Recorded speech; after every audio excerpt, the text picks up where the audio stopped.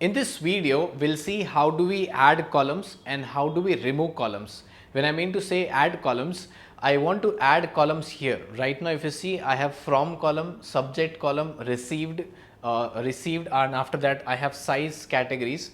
So if I want to add some columns here, or if I want to remove some columns, I can do that. If I want to shift this size on the left hand side on the before received or after received, I can do that. Okay, so let us see that there are basically two methods. If you want to add columns here, let us see. I want to add a column, let's say created by, so I can add that, or I can say as how do I do that. I'll just go to this view tab. On the right hand side, if you see, there's an option add columns. I'll just click on this add columns. So I'll get a dialog box here. Let us see what is given here. Maximum number of lines in the compact form, which is given as 2. So you can see there are 2 lines which are given in the compact form. Select available columns from, and there are many options. One is frequently used, second is address fields, date and time related, contacts, and so on. So just select the frequently used fields which are given. These are the available columns which are given here, and on the right hand side, these are the columns which are displayed at the back end.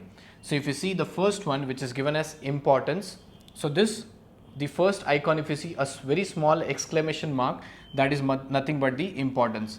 Reminder icon attachment. So if you see reminder icon attachment from, if you see that's a from, subject received. So all this in the vertical are given in the horizontal manner.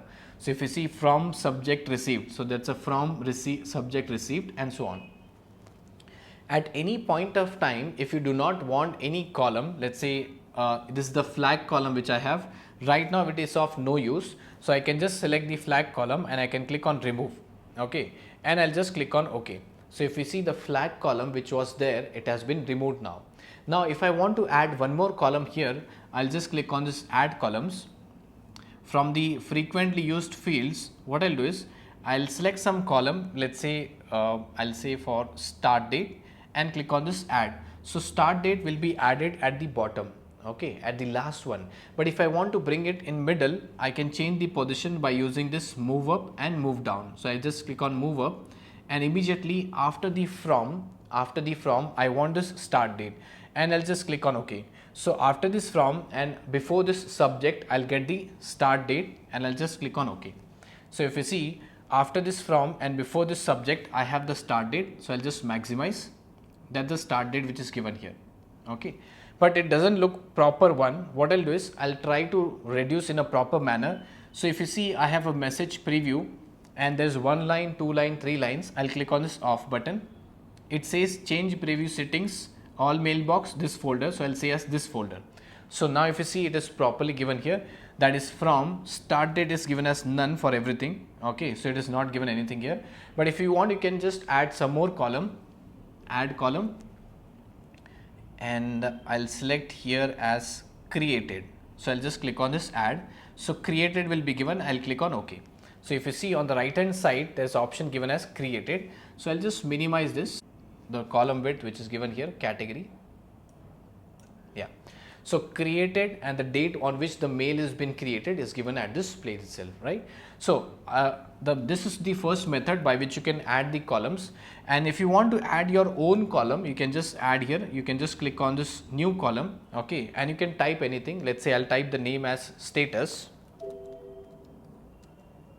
Okay, status, and you can select the text. Select the text which is given. The type is given as text, number, and something. So I'll say as I want the text. What is the format you want? You can select as text given here. You can just click on OK. A field with this name already exists. In the all task fields, enter a different name. So this name is already present. So I'll just click on this place. I'll name it as status 2, and click on OK. So if you see status 2 which is added here, I'll click on OK, and status 2 will be added at the last one. If you see here, the last one which is added here. Right now it is empty because I have not assigned any values at this place. Okay. Similarly, if I want to remove, I can just select status 2, click on this remove button, click on OK. Okay, status 2 will be removed. So this is the first method by which you can add columns, remove columns, arrange back and forth any place if you want. Let us see the second method, which is similar. You can go to this view settings part, advanced view settings preview, and if you see the first option which is given as columns. So if I click on these columns, I'll get the same dialog box which I got from this place, add columns. So same method, okay, but the step is different. So I'll just click on any place, or I can just click on cancel and cancel, right? So I hope you're able to understand how do we add columns and arrange the columns back and forth. That's all for this video.